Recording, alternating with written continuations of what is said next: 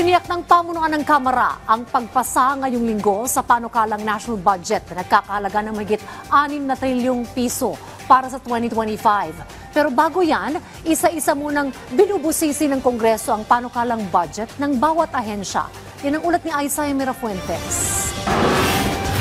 Matapos ang 2 linggong plenary debates ng Kamara, nakatakdang aprubahan sa ikatlo at huling pagbasa ang 6.352 trilyong piso na pondo para sa susunod na taon sa Miyerkules. Ayon kay House Speaker Martin Romualdez, ang maagang pag-aaproba ng Kongreso ay makatutulong upang magkaroon ng sapat na panahon ng Senado para suriin ang pambansang pondo sa susunod na taon. Naging abala ang Kongreso ngayong Lunes sa budget hearing dahil sa dami ng mga ahensya na nakaschedule ngayong araw. Isa sa mga mainit na napag-usapan sa budget hearing ay ang NICA o National Intelligence Coordinating Council. Mariin itong binusisi ng Makabayan Bloc na nagsususpetsya na tila pasimuno umano ito ng red tagging sa bansa. Sa pagsalang pa lang ni Representative Ton Atcharon bilang isa sa mga sponsor ng budget ng NICA, agad siyang pinaulanan ng mga tanong ng 2 miyembro ng Makabayan Bloc na sina Gabriela Representative Arlene Brosas at Kabataan Party List Raul Manuela.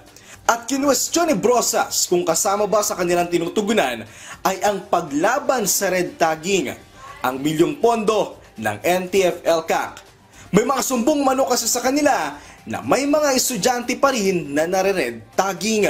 Iginiit naman ng NICA na nagagamit nila ng maayos ang kanilang pondo at kabilang sa pinagagamitan ng pondo nila ay ang operasyon sa West Philippine Sea.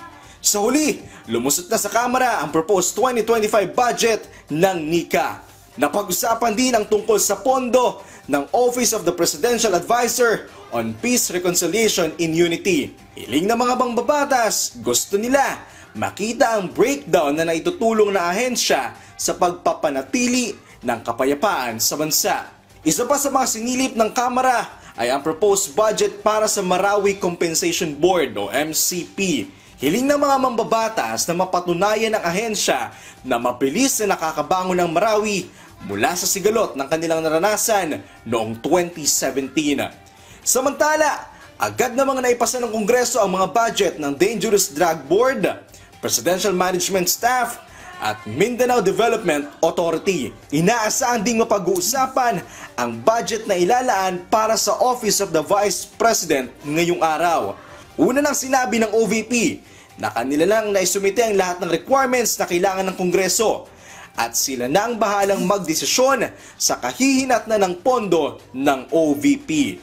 Isaiah Mirafuentes para sa Pambansang TV sa Bagong Pilipinas.